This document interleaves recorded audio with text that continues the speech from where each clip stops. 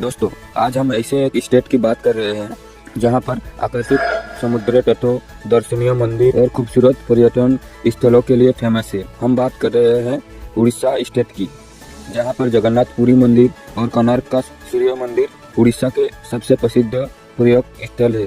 इसके अलावा उड़ीसा धान की खेती और रोमांचित कर देने वाले स्थानों के साथ साथ ऐतिहासिक समारोह के लिए भी जाना जाता है। उड़ीसा राज्यों के नृत्यों की जितनी तारीफ की जाए कम है।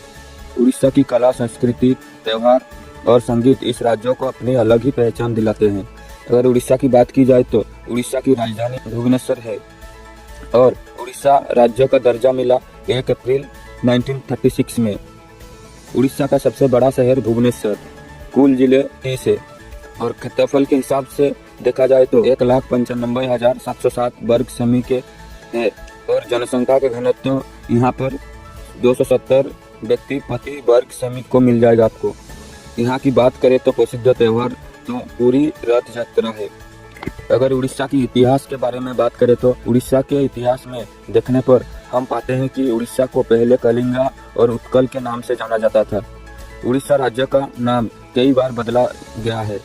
वर्ष 2011 में इस स्टेट का नाम उड़ीसा से बदलकर उड़ीसा कर दिया गया। उड़ीसा पर मुगल संतलन और अंग्रेजों का कब्जा भी रह चुका है और यह राज्य सन 1508 और अधीनता की जंजीरों में जकड़ा हुआ था। शायद आप नहीं जानते होंगे कि हिटलर ने दूसरे विश्व युद्ध के दौरान उड़ीसा पर कब्जा करने की योजना बनाई थी, क्योंकि हिटलर का मानना था कि उड़ीसा में बहुत अधिक प्राकृतिक पदार्थ है जिससे वो कोई भी जंग जीत सकते हैं। लेकिन हिटलर का यह सपना मात्र एक सपना बनकर रह गया। इसके अलावा उड़ीसा मौर्य साम्राज्य के शासक अशोक के संबंधित है। 261 ईसा पूर्व कलिंग युद्धों के दौरान नरसंहार को देखने के बाद अशोक का हृदय परिवर्तन इसी स्थान पर हुआ था और उन्होंने बौद्ध धर्म को अपना लिया था। उड़ीसा की संस्कृति की बात करें तो उड़ीसा की संस्कृति के बारे में बहुत कम लोगों को ये पता होगा कि यहाँ 62 समुदाय के लोग निवास करते हैं और सभी समुदाय के लोगों को अपनी एक अलग ही संस्कृति है। और उड़ीसा की प्रमुख भाषा की बात करें तो उड़ीसा में बोली जाने वाली प्रमुख भाषा उड़िया है, लेकिन इसके अलावा यहाँ कुछ अन्य भाषा का उपयोग भी किया जाता है, जैसे सम्बलपुरी भाषा यहाँ की एक अन्य प्रमुख भाषा है। उड़ीसा के त्योहार की बात करें तो उड़ीसा राज्यों में कई त्योहार मनाए जाते हैं जिनका अपना ही अलग महत्व है और त्योहार उड़ीसा राज्यों की कला, संस्कृति और परंपराओं को उजागर करने में अपनी भूमिका निभाते हैं।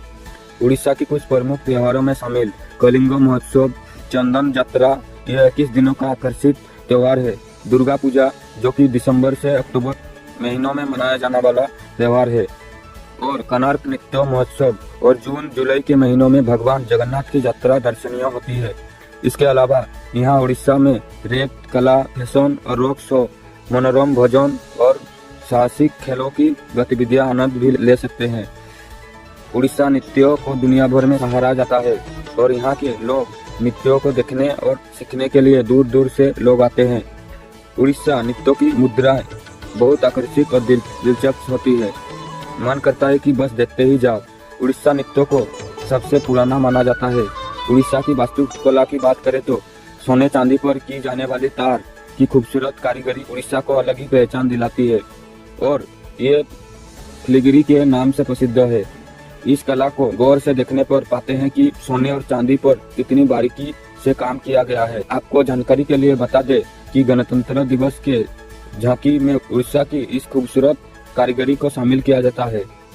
उड़ीसा की घूमने की स्थल माने तो उड़ीसा की पर्यटक स्थलों में से हीराकुंड बांध।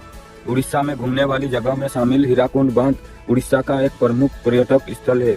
आपके जानकारी के लिए बता दें, हीराकुंड बांध भारत का सबसे लंबा मानव निर्मित बांध है, जिसकी लंबाई लगभग 56 किलोमीटर है। इस अद्भुत डैम को वर्ष 1956 में निर्मित किया गया था। बांध पर 21 किलोमीटर लंबी एक ड्राइव थ्रू सड़क है जो आपको बांध के अंदर तक की सैर कराती है।